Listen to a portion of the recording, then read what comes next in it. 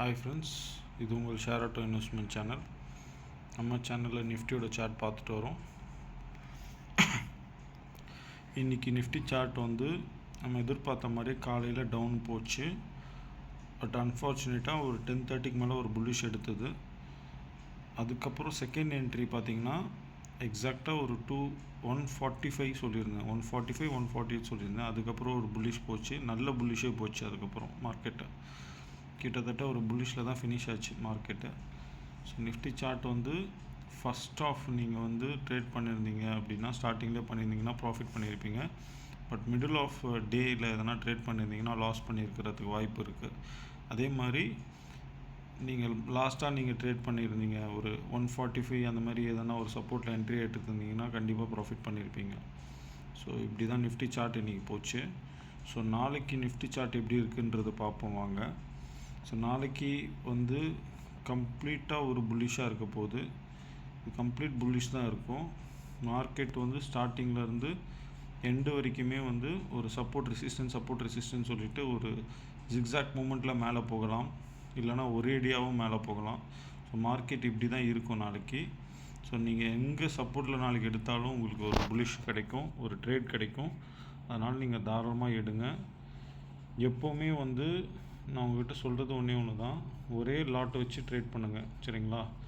ஸ்டார்டிங்கில் இருக்கிறவங்க ஒரு லாட் வச்சு, சிங்கிள் லாட் வச்சு ட்ரேட் பண்ணுங்கள். 2 லாட் வச்சு எடுக்காதீங்க, எப்போவுமே ட்ரேட் எடுக்காதீங்க. 2 லாட் வச்சு, ஒரே லாட் வச்சு ஒரு 1 or 2 months எப்படி போகுது அப்படின்றத பாருங்கள். அதுக்கப்புறம் உங்களுக்கு ப்ராஃபிட் நீங்கள் பண்ணுறீங்கன்னு தெரிஞ்சதுக்கப்புறம் ஒரு 2 லாட்டு அந்த மாதிரி நீங்கள் வாங்கி பண்ணலாம். ஸோ அது வரைக்கும் நீங்கள் கொஞ்சம் பொறுமையாக இருக்கணும். நிஃப்டி சார்ட் வந்து நம்ம கொடுக்குறோம். இது வந்து கேன் அனாலிசிஸ் ப்ளஸ் அஸ்ட்ராலஜிக்கல் மெத்தடை யூஸ் பண்ணி தான் நான் வந்து கொடுக்குறேன் உங்களுக்கு.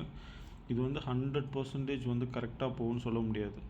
நம்மளோட ஸ்ட்ராட்டஜின்னு ஒன்று இருக்கும். நம்ம ஒரு ஸ்ட்ராட்டஜி வச்சுருப்போம். அந்த ஸ்ட்ராட்டஜிக்குள்ளே இது வந்து ஃபிக்ஸ் ஆனால் மட்டும்தான் நீங்கள் ட்ரேட் பண்ணணும், புரியுதுங்களா? ஒரு டெக்னிக்கல் ப்ரைஸ் ஆக்ஷன் படியும் சரி, ஒரு டெக்னிக்கல் அனாலிசிஸ் எல்லாமே சேர்ந்த மாதிரி அந்த லாஜிக்கோட இந்த அஸ்ட்ராலஜிக்கல் லாஜிக்கும் ஒத்து போனால் மட்டும் ட்ரேட் பண்ணுங்கள், சரிங்களா? நான் எதுக்கு சொல்கிறேன் அப்படின்னா, நான் சிபி ரிஜிஸ்டர் அட்வைசரி கிடையாது, புரியுதுங்களா? நான் வந்து ஃபுல்லாக அஸ்ட்ராலஜிக்கல் கேன் அனாலிசிஸ் வச்சு தான் பண்ணுறேன், சரிங்களா? ஸோ அதனால் வந்து நான் கொடுக்குறத அப்படியே நீங்கள் பிளாங்காக ட்ரேட் பண்ணாதீங்க. நாளைக்கு கூட வந்து எங்கே உங்களுக்கு சப்போர்ட்டு கிடைக்குதோ அந்த இடத்துல பை பண்ணுங்கள். எங்கே ரெசிஸ்டண்ட் வந்துருச்சா, ரெசிஸ்டண்ட் வந்தவொன்னே விற்றுருங்க. மறுபடியும் ஏதாவது சப்போர்ட்டில் டச் ஆகுதா பை பண்ணுங்கள். இந்த மாதிரி ட்ரேட் பண்ணுங்கள். நீங்கள் மார்க்கெட் வந்து ஃபுல்லாக டே வரைக்கும் எண்டு வரைக்கும் வந்து புல்லிஷ் போகும்னு சொல்லிவிட்டு அப்படியும் வச்சுருக்கக்கூடாது. ஒரு பொசிஷனில் எடுக்கலாம். ஒரு செல் ஆப்ஷனை வந்து ஒரு செல்லிங் சைடு போகிறீங்க அப்படின்னா ஒரு ஒரு கால் ஒரு ஏதாவது ஒரு புட் ஆப்ஷனை வந்து செல் பண்ணுற மாதிரி கொஞ்சம் டிஸ்டன்ஸில் கொஞ்சம் வச்சு நீங்கள் செல் பண்ணுற மாதிரி நீங்கள் ஏதாவது ட்ரேட் பண்ணலாம், புரியுதுங்களா? அந்த மாதிரி நீங்கள் பண்ணிங்கன்னா கண்டிப்பாக வந்து உங்களுக்கு ஒரு லாங்கில் வந்து உங்களுக்கு ஒரு நல்ல ப்ராஃபிட் கிடைக்கும், புரியுதுங்களா? மற்றபடி வந்து உங்களுக்கு லாங்கில் வந்து ப்ராஃபிட் கிடைக்காது, சரிங்களா? நீங்கள் லாங்காக ஒரு பொசிஷனை ஹோல்ட் பண்ணும்போது டே எண்டில் நல்ல ப்ராஃபிட் கிடைக்கும். அந்த மாதிரி நீங்கள் பண்ணிங்கன்னா. பட் நீங்கள் வந்து கொஞ்சம் பொறுமையாக வெயிட் பண்ணி நீங்கள் பண்ணுங்கள் ட்ரேடு. எதையுமே வந்து அவசரப்பட்டு டக்குன்னு ஒரு பொசிஷன் எடுக்கணும், அந்த இடத்துல ட்ரேடு எடுத்தே ஆகணும்னு சொல்லிட்டு எடுக்காதீங்க. வெயிட் பண்ணி பொறுமையாக எடுங்க, சரிங்களா? இதுதான் நம்மளோட இது. நாளைக்கு நல்லபடியாக ட்ரேடு வந்து போகும், நல்ல புல்லிஷில் தான் போகும்.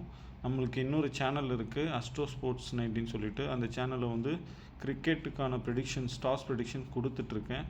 அதில் ஜாயின் பண்ணுறவங்களும் பண்ணிக்கோங்க. அதில் வந்து நீங்கள் 100 ரூபா போட்டிங்கன்னா உங்களுக்கு 95 rupees கிடைக்கும், சரிங்களா? அதில் நல்ல ப்ராஃபிட் இருக்குது. ஸோ அந்த சேனல் ஃபாலோ பண்ணுறவங்களுக்கு தெரியும், நல்ல ப்ராஃபிட் பண்ணிகிட்ருக்காங்க. ஸோ அதையும் மாற்றி பண்ணுங்கள், நல்ல ப்ராஃபிட் பண்ண முடியும், சரிங்களா? 2 சேனல்லையும் நீங்கள் ஜாயின் பண்ணிங்க முடிஞ்ச அளவுக்கு. ஏன் சொல்கிறேன்னா, கண்டிப்பாக இது ப்ராஃபிட்டபுளாக இருக்கும் உங்களுக்கு. இந்த சேனல் 2 சேனலுமே உங்களுக்கு ப்ராஃபிட்டபுளாக இருக்கும். இல்லைனா நீங்கள் லாக் அவுட் பண்ணிவிட்டு போயிட்டே இருக்கலாம், புரியுதுங்களா? இல்லைனா நீங்கள் லாக் அவுட் பண்ணிவிட்டு போயிட்டே இருக்கலாம். எந்த ஒரு இதுவுமே வேண்டாம். நீங்கள் கண்டிப்பாக வந்து நீங்கள் டெலிகிராமில் ஜாயின் பண்ணுங்கள், நம்ம சேனலை லைக் பண்ணுங்கள். இந்த வீடியோ பிடிச்சிருந்தா 4 பேருக்கு ஷேர் பண்ணுங்கள், சரிங்களா? அவங்களும் ப்ராஃபிட் அடையட்டும், சரிங்களா? Okay guys, thank you, love you all, good night.